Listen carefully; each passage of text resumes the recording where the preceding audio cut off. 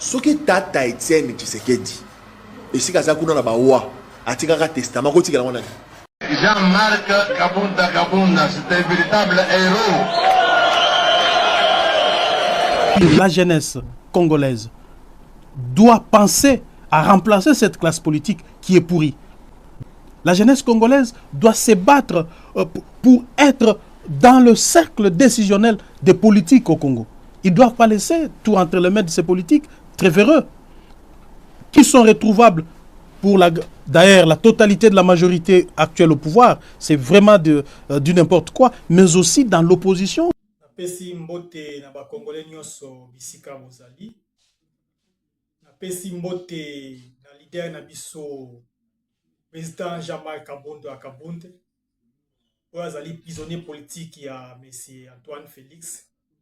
Napesi mbote esika ozali président. Pe napesi mbote lisusu na ba cadre nyonso tu ya parti na biso. Ngai wabino camarade Tomene Junior Kisungu. Elle est toujours en charge de la mobilisation et la parti Alliance pour les changements. Na mokolo lelo bandeko na ngai na ekolobela bino ba jeunesse. O nyonso azali jeune, azali na diaspora France. Ba jeunesse to telema. Ngonga ngonde yango to telema. Kaka ndenge leader na biso prophète politique Jean-Marc Kabunda Lobaki na kati ya projet de société na biso jeunesse ya monde ko simba mboka na biso tola muka na pongi toza kolala ba jeune boza wapi tola muka ngonga ya ngoyo comment c'est fait to tika ka batata wana banda politique kaka bango bongo place na biso jeunesse ezali wapi yango na eko mobiliser bino ba jeune diaspora France bolamuka botelema espace yango epesa mina kati alliance pour les changements boya totelema to bunda pona mboka na biso totala fiti ya mboka na biso bana biso ba ozala boni tokotika kaka ba oyo kaka ya kala wana kaka ba kombo toyeba depuis époque ya ba parents na biso kaka ba kombo wana kaka yango ezala kaka ti lelo jusqu'à quand okomona mboso banda sala na Mobutu asali na Kabila le père asali suna Kabila le fils ayoso kosala na Fachi Lobby so tiki sous lobby on s'en sort de mon sous. Non, trop c'est trop. J'aime totelema. Totelema. Tokotika mboka ke ndengwana pourquoi? Mais si Antoine ça ko changer même constitution mboka pour tika toujours le pouvoir. Bongo biso ba jeune oyo. Toza wapi? Toza kotanga ba kelasi. Toza ko ba diplôme. Misale ezalité poni to tikili kaka batata wana jusqu'à quand ya mwana to bela bino jeunesse diaspora France surtout jeunesse diaspora France botelema to bunda Congo eza ya biso nyonso eza kaka ya papa wana te eza ya mboka na biso nyonso. Il faut que les mangonga monde yangoyo. Yango na kati ya parti na biso Alliance pour les changements. Parmi les projets de société na biso, pour promouvoir la jeunesse congolaise. L'idée na biso le jeunesse to telema. To zo relève ya mboka wana. Comment tu continues à mboka qui n'a qu'à ndengwana?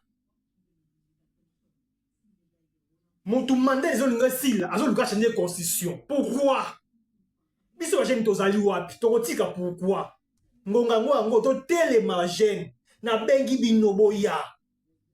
cadre ya bien yangoyo alliance pour le changement oto bengi masuwa ya Noah leader na biso Jean-Marc Kabunda bengi bino boya bokota bosadere po ete elongo to telema to punda pona mboka na biso pona lobby na biso ezala toujours meilleur kaka nde toloba na slogan na biso notre demi sera meilleur mais kozala meilleur ndenge biso tobundi te so tovandi ka totala kaka ke bachange constitution na bango non surtout diaspora France tokovanda kaka te totala bango kuna bachange constitution etali bango te mpo baza non eyali mboka na biso eji tokotia makolo na mboka wana tokotika ndenge wana te naye komobilize bajeune bolamuka ngonga nde yango esi ebelemi masuwa yango eza marche deja boya kokota toboyi lobi ntango delige ekokita wana ekomi tota bandeko na ngai diaspora France la jeunesse na beli bino boya na yango wana napesi no mbote lisusu bisika bozali.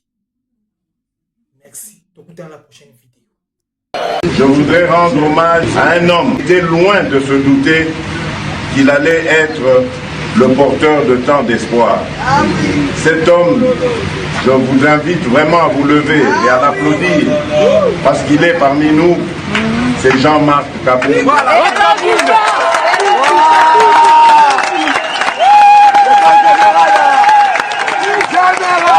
Notre option pour le peuple d'abord demeure à ce jour non négociable parce qu'il faut donner à ces peuples du travail, une justice équitable, des soins de santé et une formation adéquate. La vérité reste têtue. Ce qui papa était dans le testament, a tiré en bord Jean-Marc Kabunda, Azawapi. Puis la jeunesse congolaise doit penser à remplacer cette classe politique qui est pourrie. La jeunesse congolaise doit se battre pour être dans le cercle décisionnel des politiques au Congo. Ils ne doivent pas laisser tout entre les mains de ces politiques très véreux, qui sont retrouvables pour d'ailleurs la totalité de la majorité actuelle au pouvoir. C'est vraiment du n'importe quoi, mais aussi dans l'opposition.